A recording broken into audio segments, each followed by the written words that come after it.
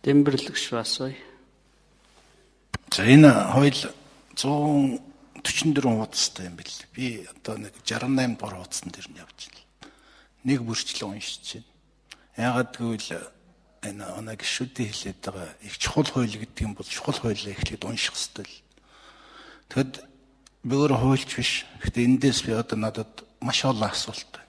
Гэхдээ би бүх асуултыг тавихгүй. Яагаад гэвэл ажлын хэсгээр надад ихлээд энэ хуулийн ерөнхий үзэлс нь бол шинжиллийн үзэлс нь үнэртэж байна. Гэхдээ бүрэн үнэртэхгүй.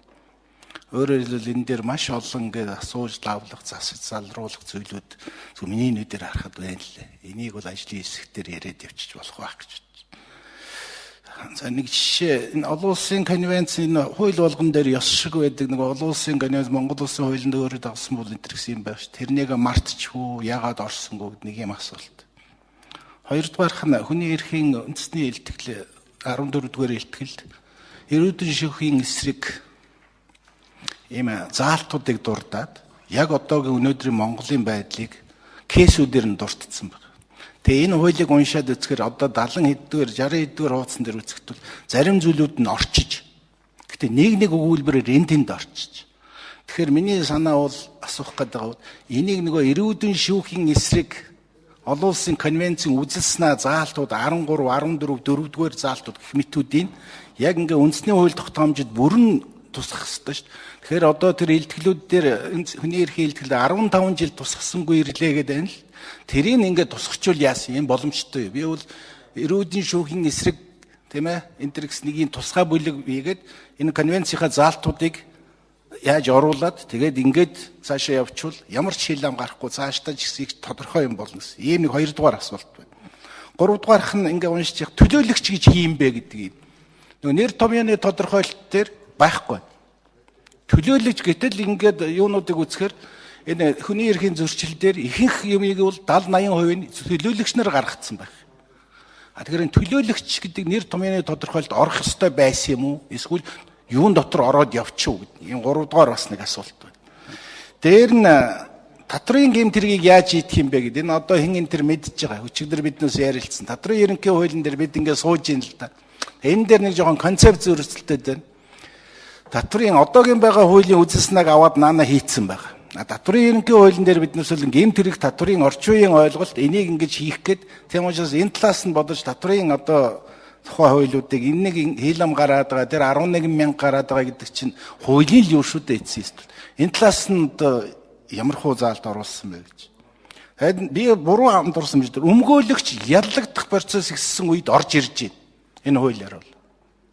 Гэтэл бүр энэ анх гэмт хэрэг эхлэх тийм ээ одоо гэмт хэрэг шийдчихлэх одоо юу гэдэг хэрэг бүртгэл инээдрээ гэд явхад өмгөөлөгч байх юм уу байхгүй. Энэ нэн дээр би тэгээд нэг уншчихлаа.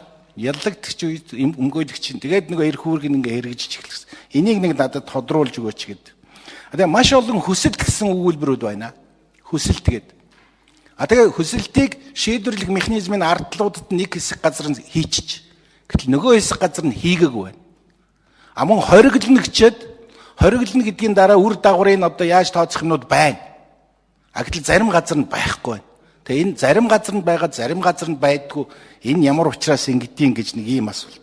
Сүүлчийнх нь одоо нэг энэ хууль дээр хүн гэдэг тодорхойлт байх хэрэгтэй юм байна. Тэгвэл natural person гэсэн үг л гэж би ойлгоод байна. Гэтэл биднээс хүн гэд оруулчихаар амьтнаас ялгадаг human being гэдгийг оруулчихдаг. Тэгэхээр энийг бие хүн гэж сайд хариулъя. За энэ бие хүн гэж томьёолсныг гол шалтгаан бол яг хөө иргэн гэхээр зэрэг Монгол улсын иргэн Тэ хүн. Тэгэхээр энэ дотор бол харьяалтай хүн, харьяалгүй хүн янз янзын хүмүүс байна л да. Тэ. Иргэн гэхээр зарим нь орхигдно, зарим ойлголтууд.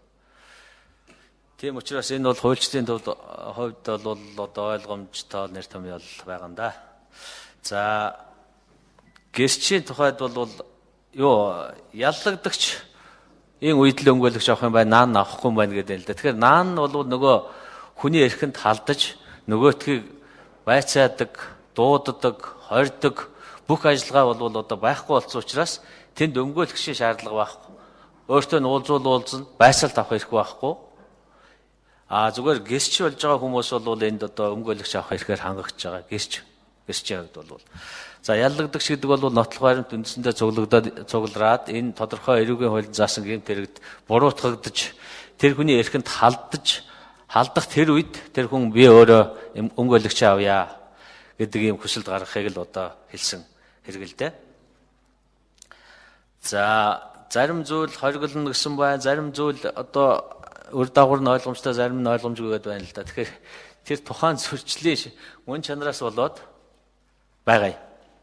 За одоо хэр ноцтой ямар төвшөнд одоо арга хэмжээ авагдах зөрчил үүсэхгүй энэ хүн тухайн зөрчлүүд нь гэдгээс болж ялгаатай хийнэ.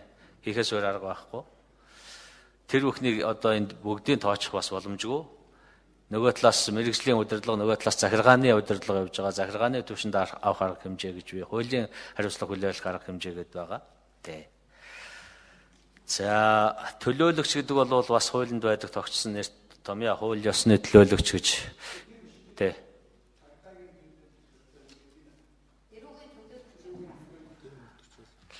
Энд бол мөрдөгч гэдэг нийтлэг ойлголтоор л байгаа. Тэ. Мөрдөгч. Тэр одоогийн төлөөлөгч нар бол хэрэг өртгөл үйл ажиллагаа явуулж байгаа. Одоо бол өөрөө мөрдөн шалах үйл ажиллагаа явуулахгүй. Одоо суман дээр байгаа төлөөлөгч чинь одоо мөрдөн байцаагч дуудаад л тэгэл одоо хэргийн газраа хамгаалал зогсож байгаа шүү дээ.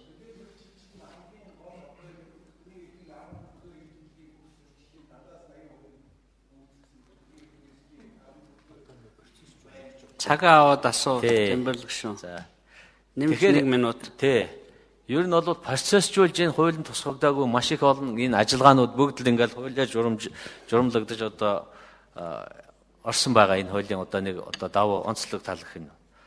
За татврын хуулийн тухайд бол одоо яг татврын хуулийн дээр ямар концепц явагдаж байгааг одоо бид сайн мэдэхгүй зүгээр төрийн бий хэлсэн хохирол арилгасан зөрчлөө хүлээн зөвшөөрсөн тохиолдолд энэ дэрүүгийн хариуцлага хүлээлгэхгүй байх энэ бүх боломж энэ хуулинд байж байгаа.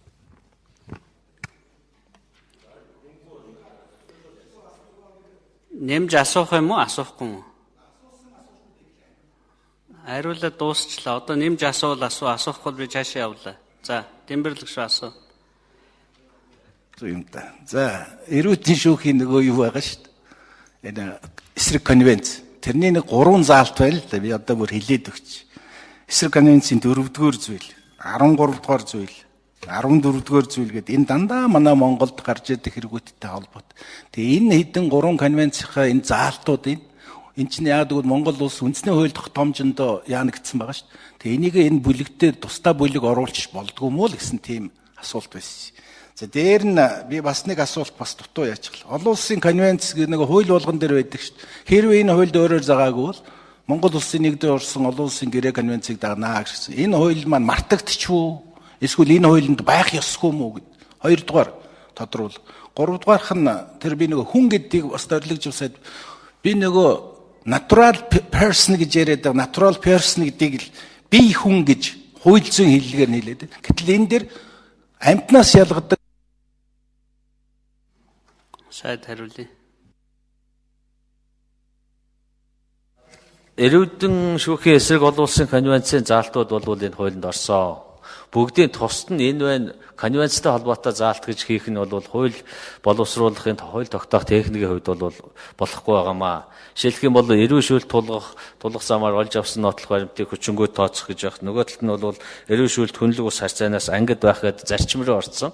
Ингээд энэ хуулийнхаа бүлэг зүйл заалт дотроо тэр нөгөө олон улсын тэр одоо гэрээ конвенцийн үзэл санааг бүгдийг нь бол оруулсан. Энд ороогүй зүйл ерөөсөө байхгүй. Олон улсын хэрвээ олон улсын Монгол улсын хууль олон улсын гэрээ хэлцээртэй зөрчилдөг юм бол олон улсын гэрээ хэлцээрээ дагаж явна гэдэг бол энэ хуулинд бичээгүй ч гэсэн одоо манай үндсэн хуулинд тогтоосон нийтлэг одоо зарчим аа. Энэ аль ч хуулинд хэрэгжинэ. Аль ч хуулинд хэрэгжинэ. Тэ хэрэгжих ёстой.